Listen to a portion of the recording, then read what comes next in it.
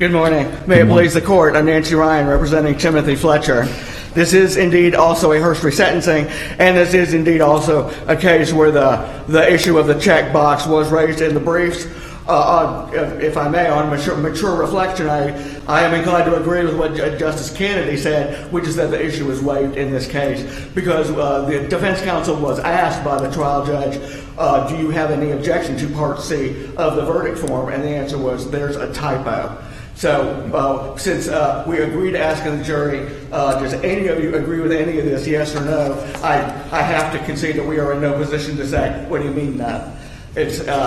I also agree with the view expressed that the question is not particularly helpful, and perhaps the jury instruction committee should take a look at that portion of the verdict form. I know the Public Defender Association has a few words to say to that we'd like to say to the jury instruction committee on that. We do see from the record of this case that Judge McGillen was not happy with the jury at first, because he felt justly, I think, that his job had been made much more difficult in that he had to sort out all the mitigation himself. But in the sentencing order, and indeed in the defense sentencing memo, both the defense counsel and the judge came around to the view expressed this morning that, well, maybe they just didn't think any of it was mitigating. Maybe they did think about it all. But I would ask the court to remand, not so much remand as refer this matter to the matter of the checkable box to the jury instruction committee.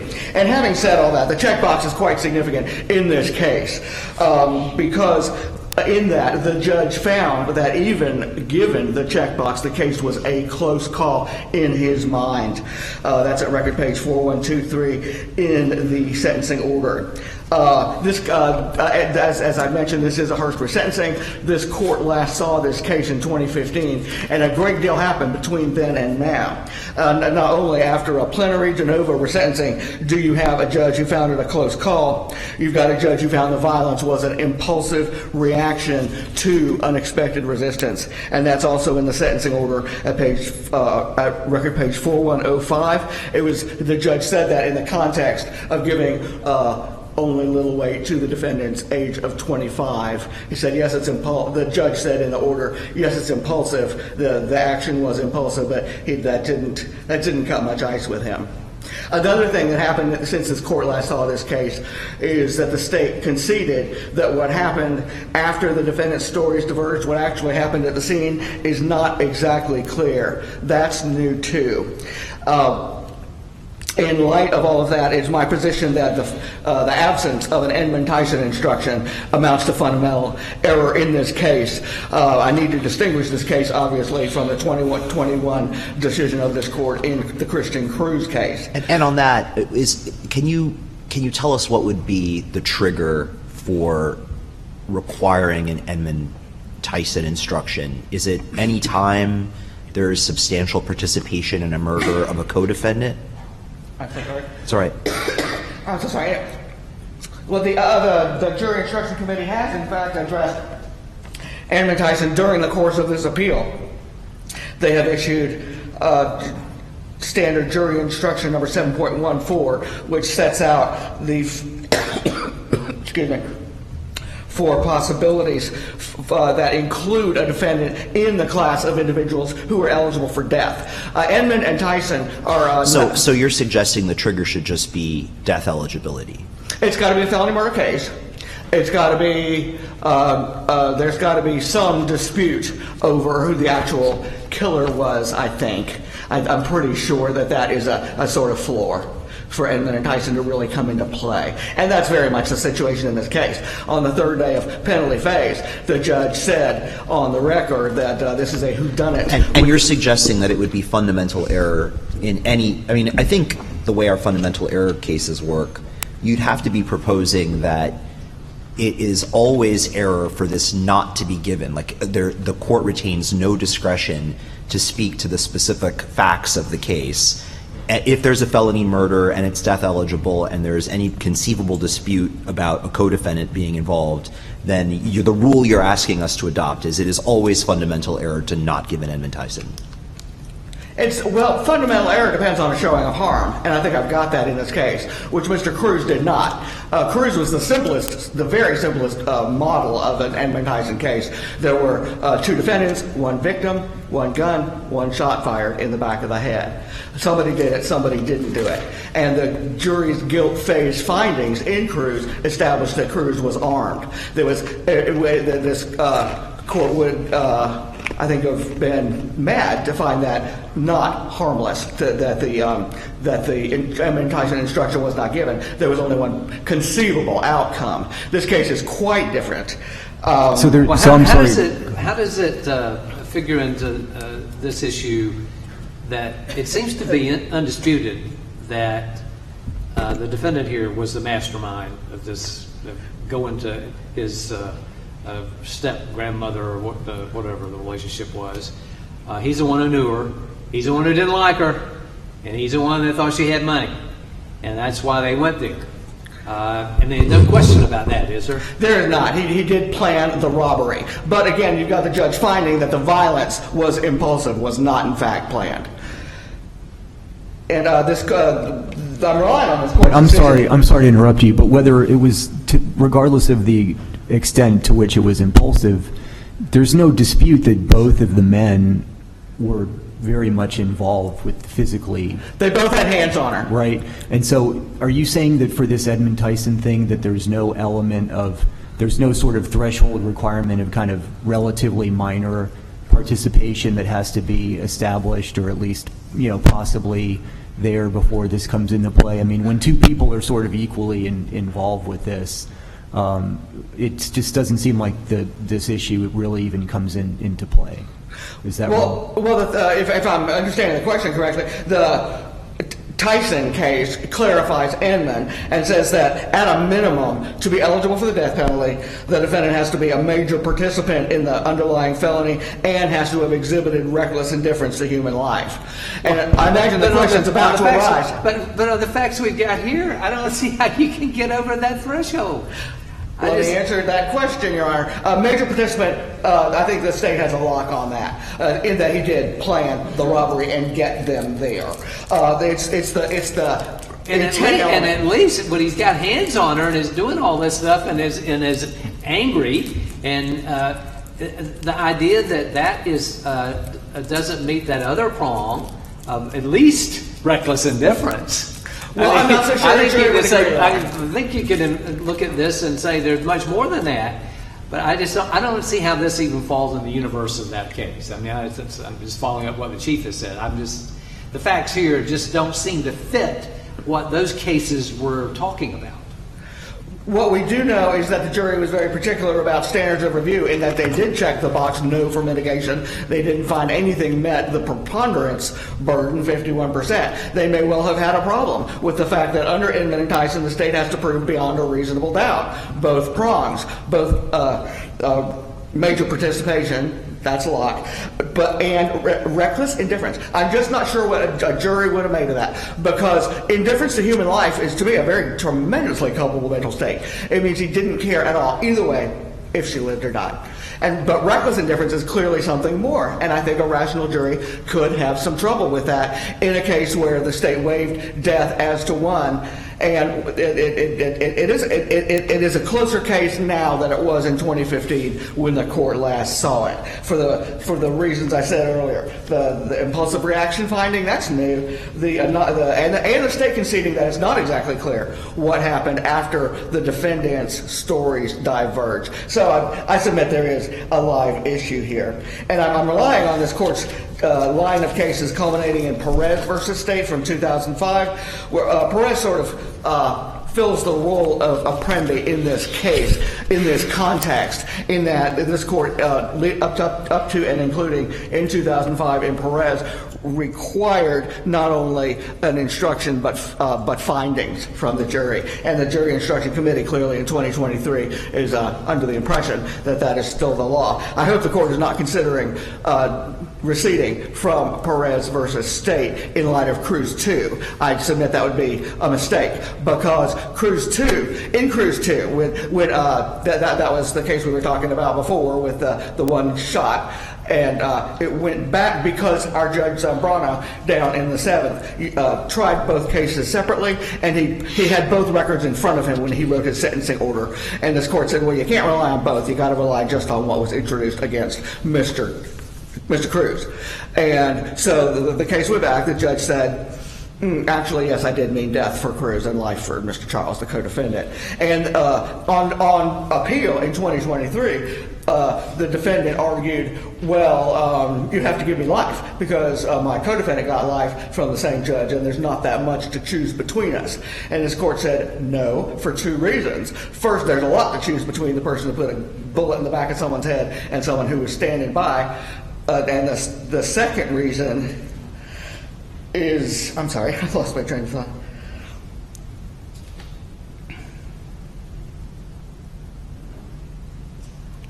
I'm sorry, Your Honor.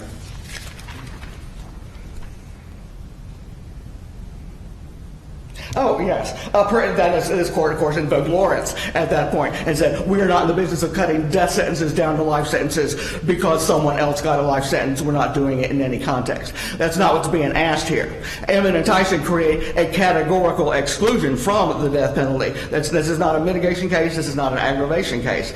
It's very much a third thing. And I think that given the prominence of the jury's role in Florida's system, that this court should stick with Perez because it should go to the jury to determine these difficult issues, which may very well be dispositive in a death case. On the issue of fundamental versus harmless error, what does the fact that the jury knows of the life sentence for Brown weigh in?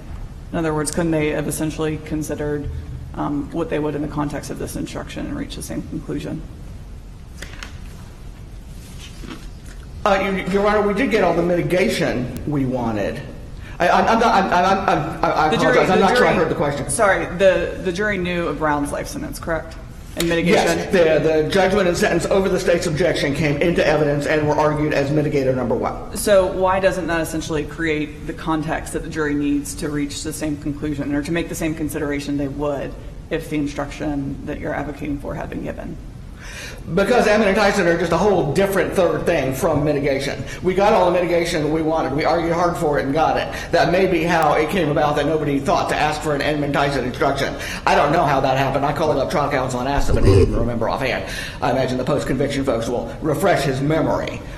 But no, I don't think that substitutes because they needed to, because under Emmett and Tyson and Perez, they have to find beyond a reasonable doubt that the defendant is in the universe. But going back to what Justice Sasso was saying, I mean, not only did the jury, not only was the jury aware of the fact that co-defendant, what was his name, Brown got a life sentence in a plea deal.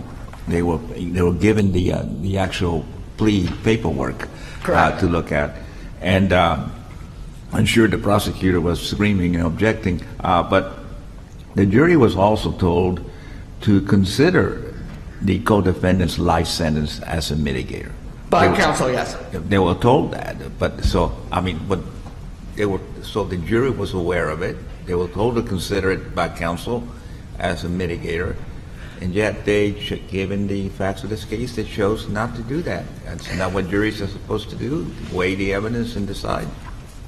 Judge, I'm going to rely on Boyd versus California, where the U.S. Supreme Court held that the argument of counsel is just not given the same attention or obedience by a jury as what the court says. Yeah, but like you argued earlier that this that Mr. Fletcher's actions here were impulsive. But my understanding of what I read is that this whole crime, what this poor lady went through, it took a while. It wasn't just a real quick thing. I mean, they beat her, they strangled her. At the end, I think one of them put a bag over her head, and then Mr. Fletcher tried strangling her with a cord. I mean, it wasn't a sudden, impulsive thing. This went on for quite some time. Yet you do have a finding from the trial judge who heard the confession and heard the medical examiner's evidence, and he found it was impulsive. And the judge did find, Judge McGillen did find that, I'm sorry, I've lost my train of thought again. Let me just say, Judge McGillen is greatly respected in my part of the world. I have sat in on a 3-day trial in his courtroom, and I think he is the person you would want deciding this life or death matter. And I think that he would have given this instruction if he'd been asked. I think he was or is probably beside himself that he lost the opportunity to ask the jury again what they thought about relative culpability. On that note, I will tend to the case. Thank you. Thank you.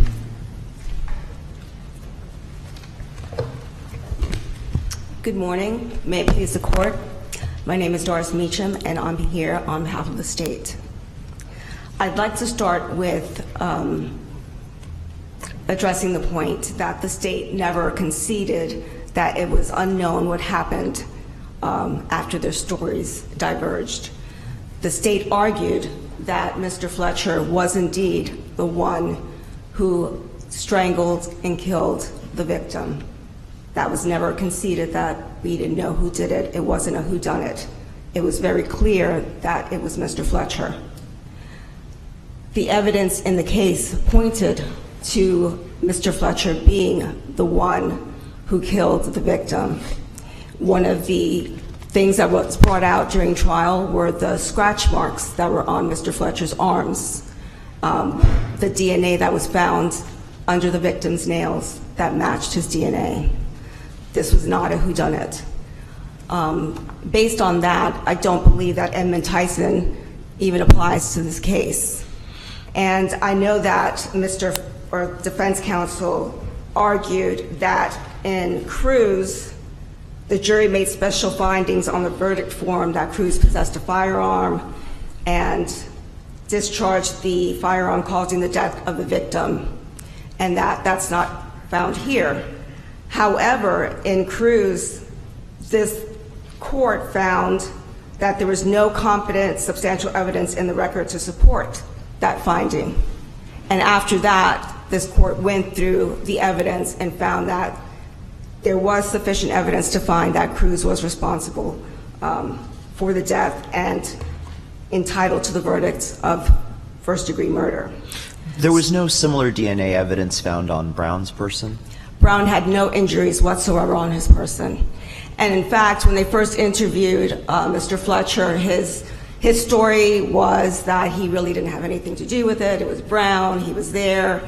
And once the police came back with evidence that they had DNA, that's when he started to change his story and say, yeah, I got these scratch marks, but it was just from holding her down. But no, there was no evidence of any DNA from Mr. Brown found on the victim. And again, if you want to look at whether or not he was a major participant, Fletcher's the one, the mastermind behind all of this. He's the one that stole the tire iron. He's the one that came up with the idea to break out of prison because he was just sentenced to a 10-year prison sentence, and he was not going to serve that. He's the one that pried the toilet up. He's the one that had the plan to go to the victim's home because he knew she had a safe and had money. It was his idea to go there. He knew how to get into the house. He's the one who tortured this woman. It wasn't impulsive. It wasn't quick. She did not want to give the number to the safe. She did not want it to open up because she had no money in there. She kept telling them that. They chased her around the house. She went into the bathroom and locked herself in the bathroom to get away from them, and they managed to get her out. She finally opened the safe, and there was no money in there, as she had told them. This was not impulsive. This was not quick. This was thought out. He hated her. There was evidence of that. And when he found out there was no money and she was useless to him, he got rid of her. As far as the jury not finding any mitigation in this case, it's quite obvious that they did not feel that it was mitigating in comparison to what was found in this case. The judge himself, in doing his sentencing order, did find mitigation, but made a note of that there was no nexus between what the mitigator was and the reason for the murder. And I believe that that's what the jury did in this case as well. They considered all of the evidence, and they did not find it mitigating in comparison to what occurred in this case. And that is what they are entitled to do. What Lockett stands for is that a defendant cannot be prevented from telling the jury about any relevant mitigating evidence. That's what Lockett is for. That's not what happened here. They were permitted to present everything they wanted, including the life sentence. What the jury has to do is to listen to it. They don't have to accept it. They don't have to believe it. And in this case, they did not. And if there are no further questions, the state would ask that you affirm Mr. Fletcher's death sentence. Thank you. Thank you.